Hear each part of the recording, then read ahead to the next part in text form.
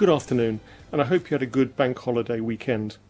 I'd like to start today by going through the latest figures. The total number of tests undertaken is 4,569.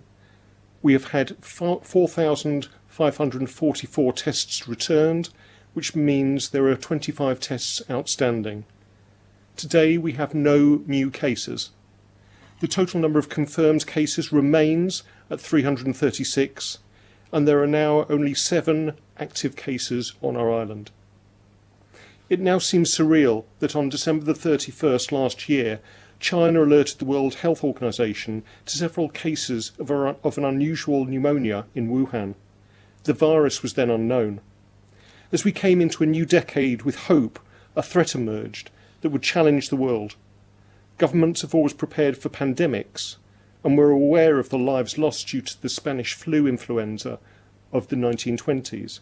But COVID-19 has served as a stark reminder about how vulnerable an interconnected world is and the importance of coordinated action by governments and health services to preserve life. Due to your efforts, we have got past the peak, and the number of cases of coronavirus has been suppressed. We have now gone for weeks with few, if any, new cases each day. People have recovered and left hospital, and our island is now in a much better place than even 2 weeks ago. This has been at a cost to many, and we must never forget those of our community we have lost, and those who have been left unable to grieve properly. Whilst isolated, the people of our island have worked together during the darkest times. Volunteers, care, compassion, invention and bravery have made me immensely proud to call this island my home. People have valued outdoor exercise, reclaimed the streets on their bicycles, and really started to consider where the food on their plate comes from. We need to bank these positives and make sure we can at least take some good out of all the loss we've been through. We must ensure that active travel is an intrinsic part of the new normal. This island has always been a sporting nation, but it has always been inclusive, with anyone being able to participate in a range of activities to suit them.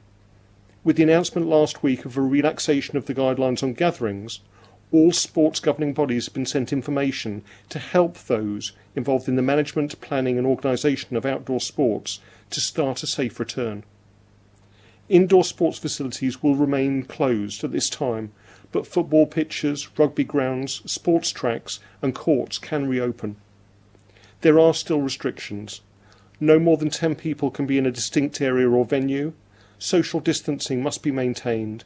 Sharing of equipment must be minimised, and hygiene measures emphasised, with changing rooms remaining closed. I would like to praise the Isle of Man Football Association and a range of other clubs who have been inventive, already carried out risk assessments, and who plan to run outdoor training sessions and coaching. Sports like tennis, golf, bowls, athletics and cricket have already started to re-engage with their existing members and are planning to attract new people to join them. Controlled outdoor exercise sessions and classes can restart, but please make sure you have the permission of the venue if you're intending to start using these. Water sports and fishing have restarted, and as we start the summer now, might be the time to try something different and take up a sport or pastime you've always been interested in. Christian Varley has shown what elite athletes can achieve with willpower and sheer determination. But if you have to stay at home, maybe because somebody in your household has symptoms, or because you have an underlying health problem and need a shield, there are a huge range of online classes on everything from fitness to yoga and Pilates to help you improve your own health and well-being. We know that sport is more than just fitness. It helps us mentally and connects us to our island and to each other. I believe we need that connection now more than ever. Culture also connects us. Although performances have been cancelled and rescheduled, the Arts Council have gone online to show how Manx culture lives on in our living rooms and gardens. Performers are being supported, and I hope that our streets will still soon have buskers back and outdoor performances that will lift our spirits and make us smile. Although the Village Theatre has closed its doors for a while, the memories of the last 120 years live on and can be shared. People can share a written memory on the Gaiety Theatre's website or email an audio or video memory to villagaiety@isleofman.im. The Villa Gaiety team are also appealing for anyone with pictures, programmes or memorabilia to get in touch, with plans to create a gallery as part of their anniversary celebrations in July. And artists are working to create ways of documenting what we are presently going through and the effects it has on all of our community. As we move forward, more children are attending nursery and childminders who have been excellent in adapting to new hygiene standards to ensure the safety of children left in their care. Preschool providers have continued to support working families, and I thank them for this. One of the building blocks of our community are its schools. Since most of these closed 2 months ago, teachers have been working to look after those children who need the most to be in school. They have gradually expanded the hub schools to take in more children and allow more parents to return to work. Head teachers have been leading the way in developing online learning, but this can be challenging, especially for primary school pupils. They've used resources such as video lessons produced by the Oak National Academy in England and those produced by the BBC to supplement bespoke home teaching. And yet teaching is much more than setting coursework and marking tests. Teachers are missing the interaction with their pupils and are aware of some who are not engaging with them fully. There is newfound appreciation for the value of schools and our education services. Parents are also more than aware of the lack of social interaction and personal development that school closure has imposed, and many are struggling to work full-time at home and try to supervise and support their children through this difficult period. I've had many messages from them, and your voice is being heard. We cannot let our child's education continue to suffer and let some fall through the cracks while we try and repair our nation. That is why I'm proposing we bring children back to school in a gradual and organised way. There is a growing body of scientific evidence that children and young people are at low risk of catching the disease. If they do get it, they have much milder illness, they are not super spreaders, and that schools can be reopened with modifications without significantly risking the health of pupils, staff or the wider community. Over the past few weeks, head teachers have been working closely with the department to look at their schools and carry out detailed risk assessments. They have been aided with visits from the health and safety teams and literally walked around their school to put together plans, systems and routines that will allow numbers at schools to expand whilst maintaining safety and the confidence of parents. I would like to thank the Director of Public Health for her personal help in speaking and advising teachers on the risks and opportunities available to them. The department have ordered 100 hand washing stations to be distributed around schools, and bespoke plans are now in place for the next phase. After half term, on Monday the 15th of June, all schools will reopen, and after 2 days of extra preparations, all the children who are already being taught in one of the hubs and their teachers will return to their own school. The department is currently working with all sectors of government to perfect plans for catering, cleaning, support staff, transport and testing capacity so that we can further reclaim our schools. Over the next week I will be discussing further plans to allow the key year groups to return to their schools. We need to ensure we have the right facilities and sufficient staff to restart face-to-face teaching and prioritise educational need. But for those pupils and staff who need to remain at home, we need to further engage in remote learning and offer enhanced support and reassurance. Teachers have had to respond to a rapidly changing situation with creativity, supporting those pupils still in school and using online teaching and more traditionally paper-based resources for those at home. Online learning with real-time lessons using IT platforms such as Zoom and Microsoft Teams have been piloted by some, but there have been problems in terms of access. The department will continue to work with and support more schools in further developing this approach. As the Chief Minister has said, we need to put our best foot forward. Over the next weeks, we, as an educational service, need to examine how we move forward without leaving anyone behind. We will need to look at how we can let pupils catch up so that they are ready for the start of the next term. This may involve providing summer schools and camps by engaging with local communities and using the potential of teachers and volunteers. This health emergency has proved to be a wake-up call for the value of education, for the importance of our teachers and the role they play in our society, but also that we can do and should do more to ensure that all the children on our island have a chance to reach their full potential and achieve the future that they dream of for themselves.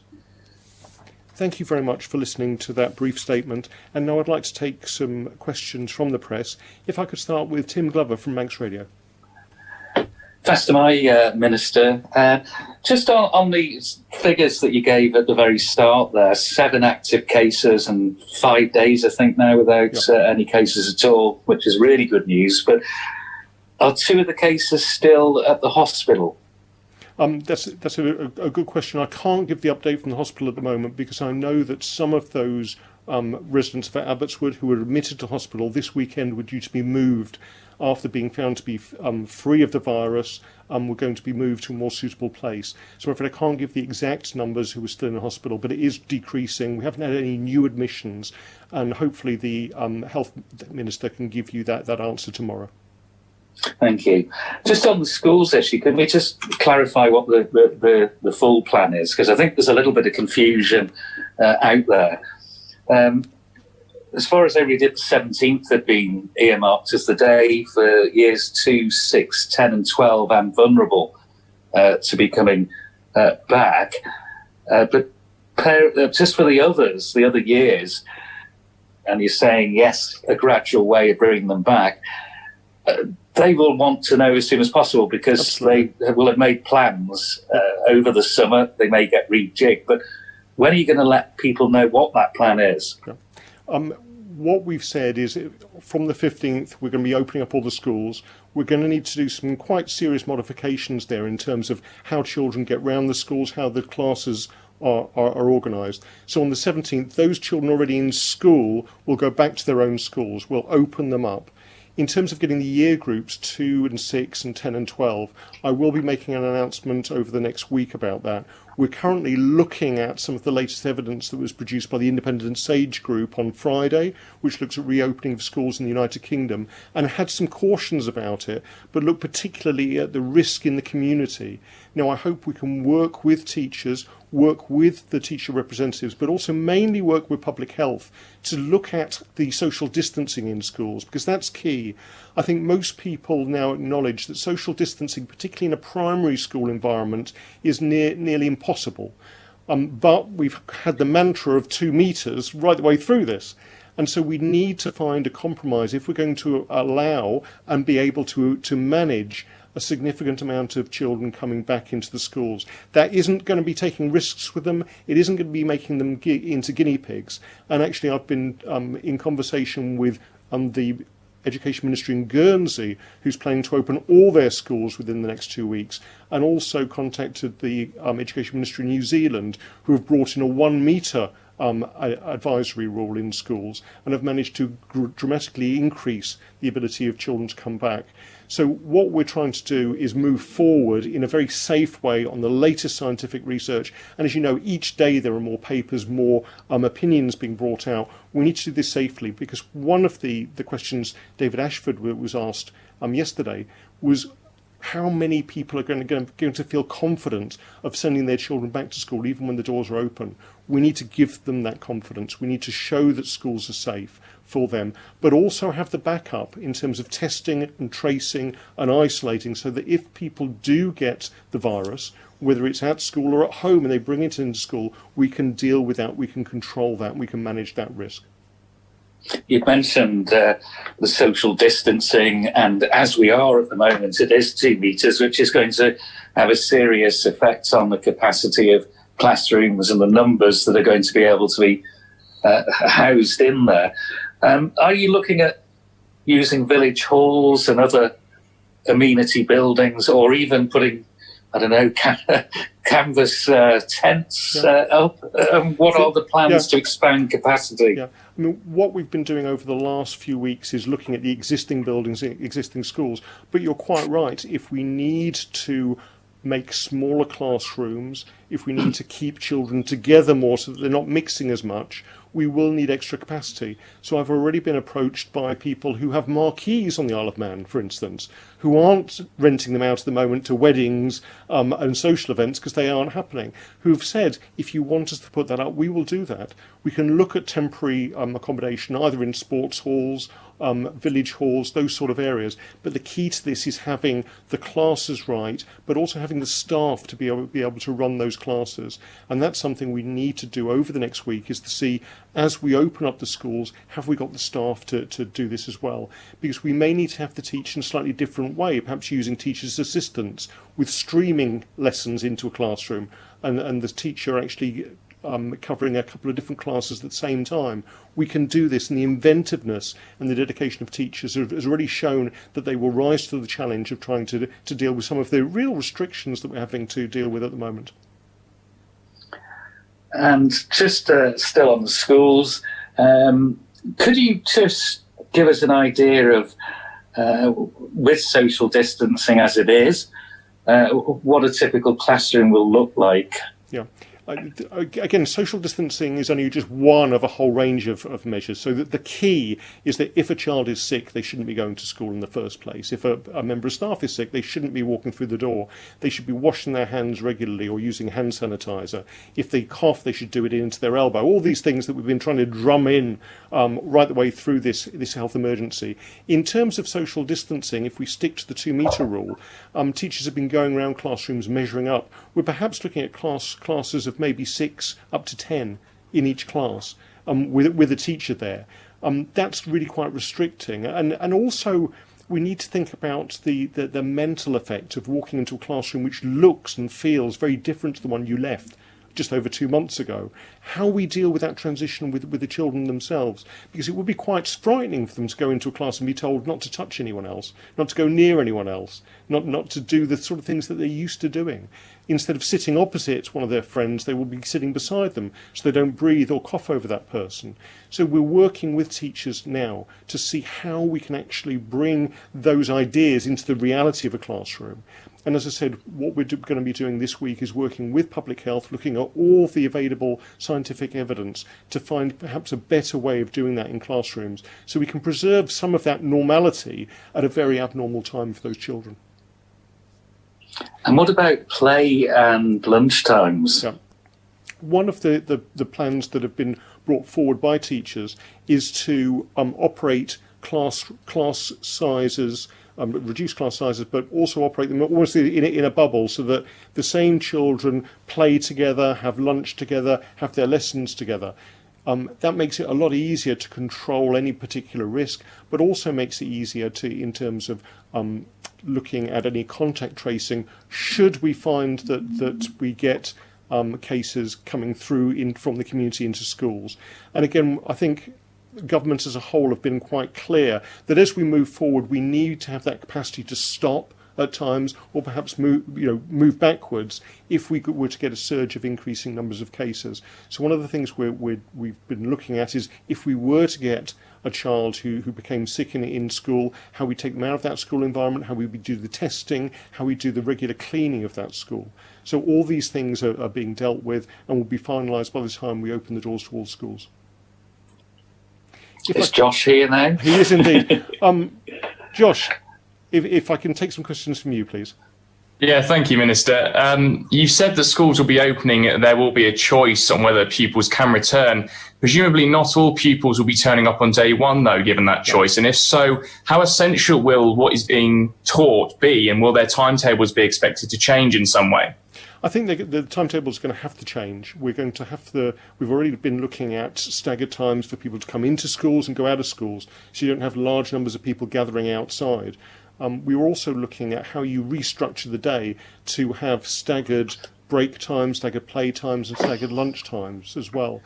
But key to all this is that flexibility that teachers have been coming up with. And what they've been doing with health and safety advice is going around their schools trying to figure out the best way for them to provide that service. So I think in terms of the curriculum as well, that will be challenging, because people will want to catch up on some of the things they've lost. But as you say, we may not get everyone back at the same time. So we need to do that in a pragmatic way, on using recorded lessons, can help people at home catch up with those colleagues that perhaps in schools at the same time. Okay, thank you. And my second question, how much consultation is done in your department with head teachers and teaching unions? Yeah. And can you just give us a bit of info on what does that involve? Yeah. Unfortunately, at the moment, a lot of that is having to be carried out virtually. So each week, over the last couple of weeks, the Education Department have been meeting with all the head teachers of the clusters, so North, South, East and West, going through with them what they need to move forward to the next stage. They've also been working in terms of public health and the health and safety advisors to get them linking in with the head teachers as well. And we've been trying to cascade down a lot of the information we have now from the head teachers down to the teachers themselves. And I think overwhelmingly, head teachers have been eager to get back into their own schools. I think they feel a bit frustrated being in the hubs and want to get back to their own environment. In terms of the unions, I'm in regular contact with them, again, either by phone or by email. I was sending some emails through to some of them today with details of the next steps. We need to all move forward together. I know that I've inherited some lack of trust between the teachers and the department, and I recognise that and apologise for that. It's very hard to rebuild that while you're on the other side of a screen rather than when you're face to face. But what I will be doing when we reopen the schools is go around to all of them. I've already been around to the hub schools, but go around to all of them to introduce myself again, listen to what they need and try to provide as much support and advice as possible. So communication will improve, as you say? Communication has to improve right across government, but of all the departments that need more communication, it has to be education. We've got a large workforce, we've got a huge challenge. Every school is different, every child is different and has to be treated in the right way. And so that dialogue backwards and forwards is incredibly important. I have all the heads of the teaching unions' phone numbers, they have my phone number, and I'd like to think that if they do run into problems or do have a question to ask, whether it's about opening up schools, whether it's about the education bill coming back into Tynwald, a whole range of things, they feel free to contact me and have those discussions. We will try to work together. We will disagree, obviously, about certain aspects, but we'll try to work together because all of us want the best for the children of the Isle of Man. Okay, thank you. And a question about PPE, if I may. What sort of level of PPE will teachers be expected to use? What we've made quite clear is that we will not force either teachers or pupils to use masks, those sort of equipment.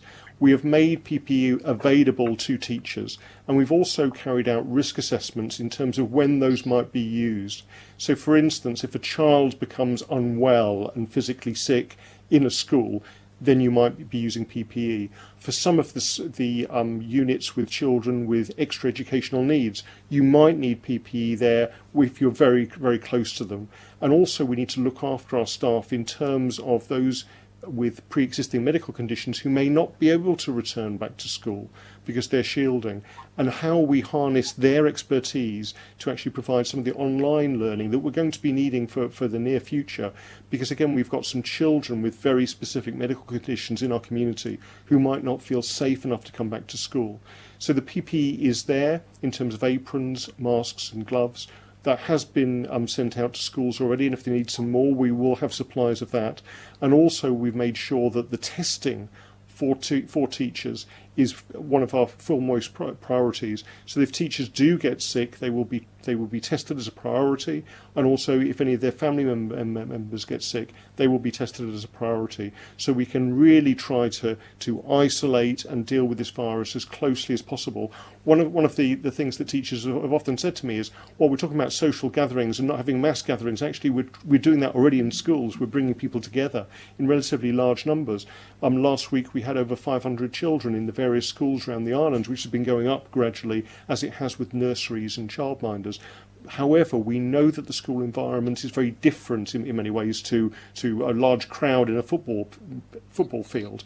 So we can deal with that risk, we can now quantify that risk and hopefully move forward together, both in terms of teachers, the parents who are incredibly important with all this, and the pupils themselves.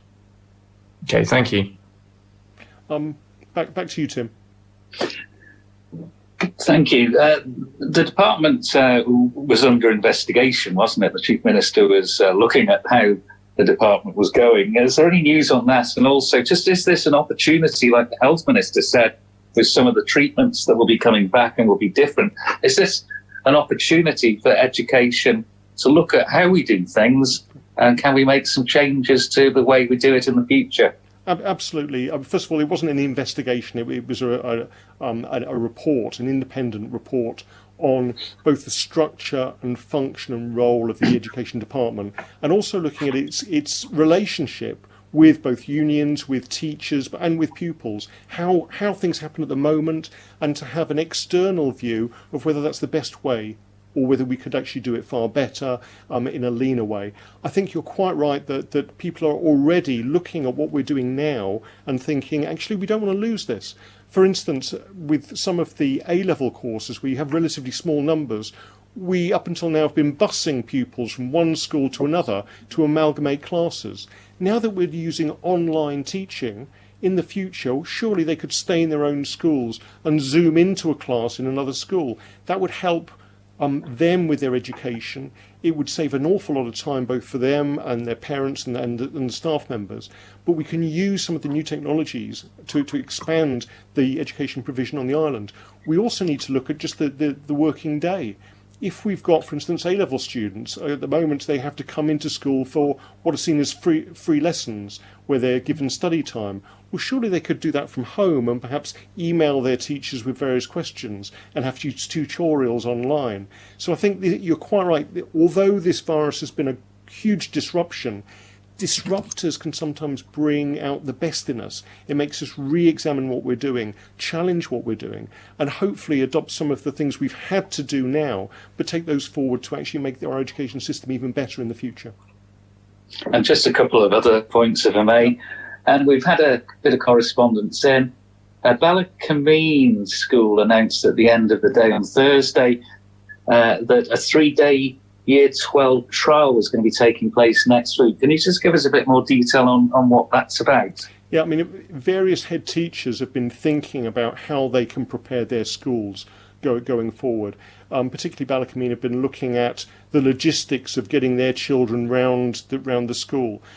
Again, the capacity issue comes to the fore, because if we're going to get all those children back, we may have to stagger the days, stagger the times. So what the department are doing is working with those individual head teachers who know their school, know their pupils and know their staff well, to figure out the best way that they can provide as we go into the latter part of this academic year, how they can get the most children in to actually meet their educational needs. And just more generally, and this has cropped up quite a few times over this bank holiday weekend, a question. Lots of sectors are starting to now go back. When are Tynwald members going to be physically back in the court and House of Keys and Ledgeco? Yeah, I think that's an extremely important point, both here and different legislators have been wrestling with that. We've seen the House of Commons trying to get people back in, because whilst we've continued to work online, it actually is quite difficult to have a decent debate with somebody when you're not looking at them face to face. Also, I think the reality is that politicians, by their nature, are quite sociable animals. And once you isolate them from that, you cut down on those routes of communication, those routes of understanding. And that doesn't lead for good governance. I would like to think that we can get back to a physical Tynwald in the near future. But at the start of this, we did have issues where some people, due to pre-existing medical problems or issues with their family, weren't confident enough to come back to Tynwald. So I think we do have to do some work there to actually get their confidence back, to reassure them that coming into that area is safe, and then we can move forward as a parliament. And that's true across all sectors of society, isn't it? It is indeed. I mean, and politicians are humans. We have the same fears for ourselves and our families as everyone else with this. And I'm hoping that as we get the confidence, as we see the number of cases really going down, as we know that we've got the testing, the isolation, the control mechanisms in place, we can actually come back together. But actually, some of the new technologies we've been using, Microsoft Teams for contacting people, for running various briefings, we can carry on with that, particularly during the summer. We can carry on that business as usual, but do it in a different way. Thank you. And Josh, you wanted to ask another question? Yeah, thanks, Minister. Is there any update on uni students returning to the UK to start university next year, and also them being able to acquire their possessions that may have been stuck overseas? Is there an update on that? Yes, in terms of, if I can take your first point, I think we've been getting some different messages from different universities. We heard that Cambridge, for instance, were planning to do everything online for the next academic year. Other universities, though, have said that they will open their doors as usual. And so I think we are going to have that fragmentation. I would like to think that as we get into September, if the current trend continues in the United Kingdom, it will be safe for all universities to start their courses again. But some of them, particularly for international students, will probably want to have an online offering as well, so that those people who perhaps can't get into their universities can still keep up with their lessons. And I think we'll probably have a hybrid, that you'll have some people confident to go back to universities, but other people who will perhaps stay online, carrying on with their courses or starting their courses for the near future until we know exactly what's going on. In terms of those students who've got possessions across, I'd like to thank everyone who responded to the press release last Monday. We had 312 students saying they were in that position, where they had possessions across that they were having problems getting hold of. But they were from 65 different facilities, which ranged from Aberdeen to Plymouth. Some were in halls of residence, about 71 were in halls of residence, but over 240 were in private accommodation. So everyone had various different issues in terms of getting their possessions back. I know, for instance, that at Liverpool Edge Hill University, where we had 24 students there, they were having problems even trying to get access to the rooms because they'd been closed down by the university. But I'd like to thank all those courier firms and package firms that have come forward with really quite imaginative ways of getting those possessions back, offering free packing. And I'm actually going to be writing to all those facilities where Manx students are having problems at the moment, making them aware of the particular issues with the borders and trying to make sure that they open their doors so that those students can get their belongings packed, can either put them in storage or get them shipped back. Obviously, government is continually looking at the border issue, but at the moment, we can't facilitate people going for day trips to the UK just to pick up possessions. And we need a better way of making sure that they're safe, dealing with those people who are in private accommodation who may need to get out really quite quickly. And we'll be publishing on the department's website the list of all those couriers who can provide this service now at a very reasonable price to get those possessions back into safety. Okay, thank you. And is there an update on nurseries perhaps reopening, and what will the difference be there within that? Yep. In terms of nurseries and childminders as well, of the 50 nurseries on the Isle of Man, 10 have stayed open for children who are seen as vulnerable or the children of key workers. And out of 75 childminders, 33 have remained open. We've seen that number gradually increase. We've also seen the number of children needing to access preschool childcare increase as well. And what we've been doing is working quite closely with this sector to reassure them, to provide them with the right guidance, particularly in terms of hygiene, because again, dealing with very young children is incredibly challenging. There's no such thing as social isolation when you've got somebody that young. So we're working with them to provide everything that they need and all the advice they need to gradually expand their service as the number of children who need to come back from working families increases. Okay, thank you. And Tim? Just one more, sorry. Thank you very much. You've been very obliging. In order to instill this confidence in people and to get the world going again, we're still, and we understand why it was originally in a state of emergency. Once we start coming out of this Orwellian world that we're in at the moment, that's naturally, isn't it, going to instill confidence in people? Yes, and we've seen just today that Japan have lifted their state of emergency, even though they're actually having a slight rise in cases, but they feel secure that they've got the measures in place, that people understand what they need to do. I think you're quite right.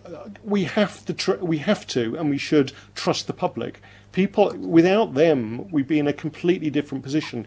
People of the Isle of Man have embraced the risk, have embraced what we need to do to get through this together and are moving forward. And I think government does recognise that, and as soon as we can lift the state of emergency, we will do that. Now, that's a legal aspect. The idea of declaring a state of emergency was a pragmatic way at the start of this of dealing with a couple of things. For instance, a by-election in Douglas that needed to be called, the local authority elections that needed to happen, which obviously would have been a farce at the same time as we were trying to get people to stay indoors. But now that we've got the extra legislation we need, I think we are getting closer to re-examine how we move forward, how we get rid of the state of emergency, but still have that stay safe message and still remain alert to the risk, so that if we get a second wave, if we get a resurgence of the virus, we can actually stop, correct, and then move forward again. Thank you. And Josh? Sorry, Minister. Yeah, just a final one from me. Putting your doctor's hat on for this question, really. What level of infection do you believe the UK needs to be at to make it safe enough to reopen the borders? Because it was mentioned last week about it possibly needing to reach the level of a common cold. But I just wondered what your understanding of this was. Yeah, the independent SAGE report that was published on Friday was very interesting in terms of the risks. They were looking at particularly risk of going back to school in the UK and thought that the proposed time of the beginning of June was a bit too soon and that the risk would decrease dramatically over the next 2 weeks. So they were sort of saying the 15th of June was a much better time to look at expanding schools. We're in a completely different situation here with the viral risk. The R0 number must be fairly close to zero now.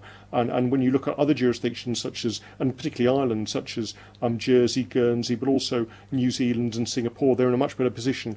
I think in the United Kingdom we've seen that although the epicentre was originally in London, the number of new cases and the number of deaths has decreased, but it seems to be gradually creeping up in the same way as it crept across Europe, and we had Italy first and then it went on. I think hopefully within the next 2 or 3 weeks we will see a significant decrease in the risk in places like Scotland and Wales, in the north of England. The English government have said that they're going to bring in border restrictions at the end of next month, and obviously they have their own reasons for doing that.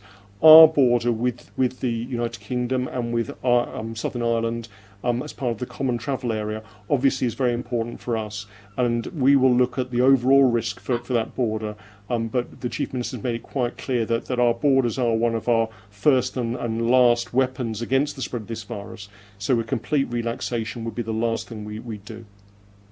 Okay, thank you, Minister. Okay. Well, I'd just like to thank you very much for showing interest on a bank holiday when it's nice and sunny outside, and thank you very much for your time. We've stopped sort of doing shout-outs, but I was contacted by a teacher earlier on today who really wanted to say thank you to Miss Cayley at Cronkeberry School for working tirelessly to support teachers, parents and pupils accessing online learning. And obviously we're moving towards new technologies, new ways of doing things together. So I'd just like to thank Ms. Cayley and all the other teachers out there who've been doing a sterling job to support parents and pupils. But end by just wishing you a very good Bank Holiday Monday. And remember, although we're expanding what we can do, although we're doing more and we're trying to get back to a sense of normality, please stay safe as much as you can, both for your own sake, your family's sake, but also your island's sake. Thank you and goodbye.